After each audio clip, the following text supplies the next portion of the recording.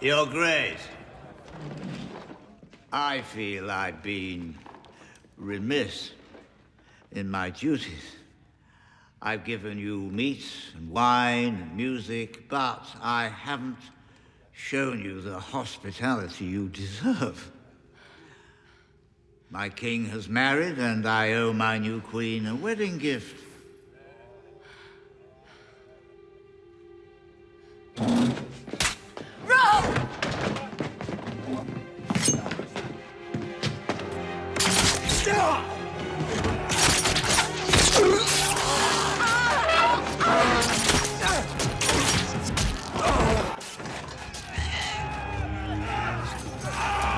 This was an event that was not only from the books, but it was one of the primary reasons that we wanted to make this show. We thought that this was getting to the Red Wedding for us was such a major milestone and such a source of trepidation, because I remember how it made me feel to read this thing. To have this thing happen in a book I was reading and not be able to believe what I was reading.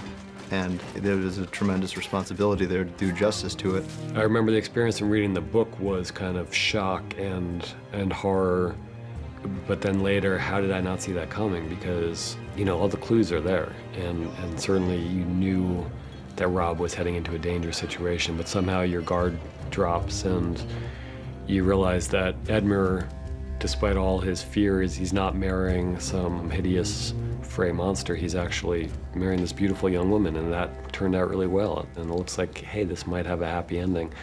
And of course, it all starts to change when you hear the Reigns of Castamere playing, and you think, that's not right. So many of the stories in this world revolve around the cost of honor and the cost of love, and all of the things that we consider to be good things in our lives, like love, honor, and family, loyalty, and duty, and all of these things end up losing people their heads or getting them, you know, murdered at their own wedding. So what we were hoping for with the scene is something similar, where things seem to be going so well, and then it all takes a very dark turn. And as you say, doesn't end quickly. It's not all over in a hail of crossbow quarrels. It actually lingers, what we hope is for an uncomfortably long period of time. I mean, that last shot of Catelyn standing there, almost wanted to just, you're kind of hoping for a cut to black. You just want it to be over, because you're watching this woman that you care about so much in her absolute, the most horrible possible place. A mother having seen her own son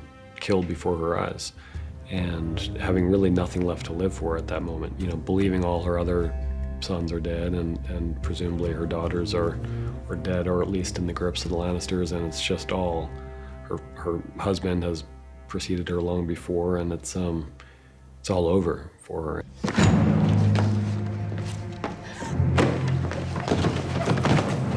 Lord Walder! Lord Walder, enough! Let it end! Please. He is my son. My first son. Michelle in that last scene is just so powerful. You know, her voice when she's talking to Walder Frey and pleading with him, and you know, you can hear me talking about it. It's hard for me to talk about, because it was you know, and it's been working in this business for a while, and certainly, you know, working a lot of different, you know, whether it's this show, so many different episodes, or other movies, but there's never been a moment like that for us. I mean, we knew going into season 1 that the second Sean Bean showed up on set for the first day, it was like, hello, we will be chopping your head off 3 months from now, and everybody knew that, and that was one of the ground rules.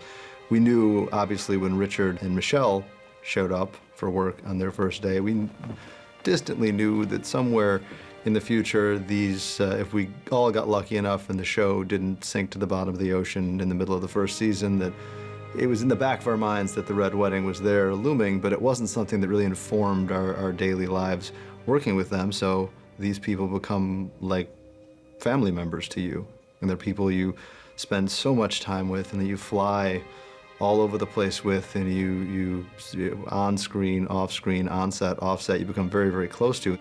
Richard Madden was so good at portraying Rob that we just kept writing more for him. So, you know, Rob is not a POV character in the book, so even though he's a very important character, he doesn't have a huge amount of page time. And we wanted, after we saw what he did in season 1, we wanted him to have a great deal of screen time. So we kept writing more scenes for him, and several scenes that either aren't in the book or are kind of mentioned in the book, but you don't actually witness them. We wanted to be there for it. And so Richard became an incredibly important part of the show. Michelle has always been an incredibly important part of the show, and the two of them are such commanding figures. You know, they're so powerful in their presence, and they're so fun to write for, and you know, they're really kind of the nobility of the show. I mean, the Stark family has always been the emotional core, and they're getting picked off one by one, you know, or in this case, 2 by 2. It's like one of your favorite cousins moving to Australia. You're not going to see them as often as you've been seeing them in the past, and they're fixtures in your life, and then all of a sudden they're not fixtures in your life anymore. Una as well, somebody who we all spent so much time with. So it was a definite personal aspect to it, I think, for us. Most of the crew has been together since the pilot, and most of the cast, you know, so we're going back now, is it 5 years? And you know, so, and I remember being in the room with, when Richard Madden first came in to audition for us, and I remember the first time I saw Michelle Fairley on stage in Othello, you know, years ago, and thought, who is that woman? So the set for those days was especially the last day. It was just there was a very strange atmosphere. You know, the people in Northern Ireland are tough. You know, the guys in our crew, the men and women, I'm saying guys in the kind of gender neutral way, but like it's a tough group. Like the Northern Irish are not wussies, and I've never seen so many tears. At this point, I feel like the world of the show has definitely announced itself as a world where, like in our world, where these horrible things do happen to good people, and the heroes that you want to see come out on top and triumph don't always come out on top and triumph. And I think that it's very much of a piece with the fabric of the show. This is more about the cost of love than the cost of honor.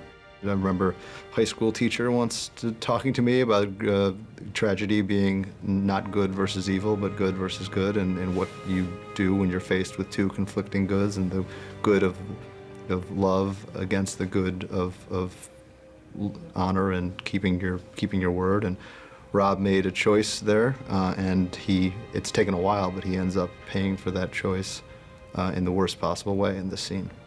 You go watch a Spider-Man movie, and there might be thrilling fights and death-defying acts, but you know Spider-Man's going to be there at the end, you know, so there's not that much suspense. And even in the fantasies that I've loved before, I mean, Lord of the Rings is, you know they're going to defeat, you know, the Dark Lord. Sauron's not going to win. The hobbits aren't going to get massacred. There's never been a good versus evil epic fantasy that ended with evil winning. I'd like to see that movie, and maybe we will here, but you know, it's much more about the human journeys, and just as in real life, sometimes the best of us don't make it to the end, or don't make it to an old age.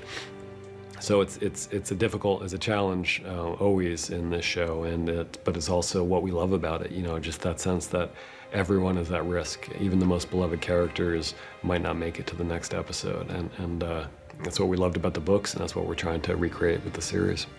Mother. The Lannisters send their regards.